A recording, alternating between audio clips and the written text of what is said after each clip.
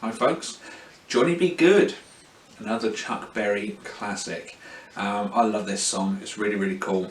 On the record it's actually played in a really awkward key for the ukulele, it's played in B flat. So we're going to change the key of that and we're going to play it in A. And it will give us a chance to use this A, A7 and E7 set of chords that you've hopefully been having a look at. We're also going to have in the mix as well D7, and this time around, unlike Love Me Do, I would suggest D7 with fingers 2 and 3. Okay, you don't have to use that, but I think that works best in this song and you'll see why when we get to it.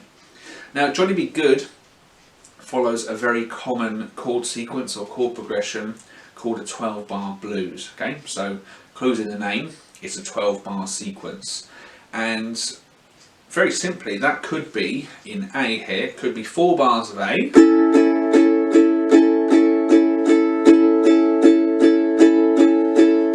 then we could do 2 bars of D, or in this case D7, then back to A for 2 bars, then E or E7, 2 bars, then back to A, 2 bars. Actually on your sheet, every time you see A7 written, you could ignore that and just play A. However, then our A7 wouldn't get to come out and play. So the way I've arranged Johnny Be Good is at the end of each line you're playing A7. It doesn't have to be there, but actually it works quite well being there, as the A7 compared to A is just a little bit more tense and unstable, and in general 7th chords are used to lead off somewhere else. So the A7 leads us quite nicely off to D, and then it gives us a bit of tension before we move off to the E7. And then right at the end of the sequence in bar 12, rather than play 2 bars of A at the end and then another 4 bars of A at the start, having the A7 at the end just breaks it all up a little bit. So Johnny Be Good then, with some A7s sprinkled on top, would sound something like this. If we strummed it with our quarter notes, we'd do a 1, 2, 3, 4, A,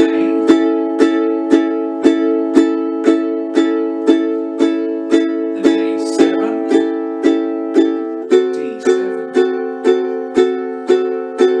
then A, A7, E7,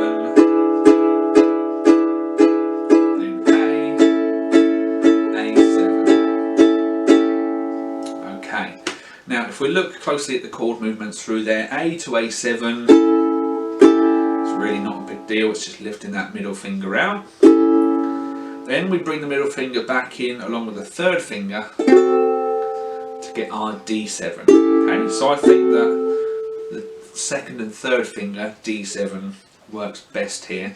The 1st finger's already committed on A7. These two are free, they're ready and waiting, so drop them in for D7. And then from this D7, going back to A, 2nd finger's already in place, bring the 1st finger in, lift the 3rd finger up. Bob's your uncle, you're back at A, lift off the 2nd finger for A7, and now we're going to go to E7. Okay, so from A7 to E7, this 1st finger just has to move up 1 string, and these 2 fingers drop in to form that E7. E7 then goes back to A, so 3rd finger wants to clear off, and these 2, they do a little kind of switch around. So they're actually both at the right frets, but they need to change strings. So the 1st finger moves down, and the 2nd finger moves up, and you're back at A. Middle finger off for A7, and you're out in bar 12. Okay, one more time together. Let's go for a 1, 2, 3, 4. A, 2, 3, A7, D7, then A, A7, E7, A7.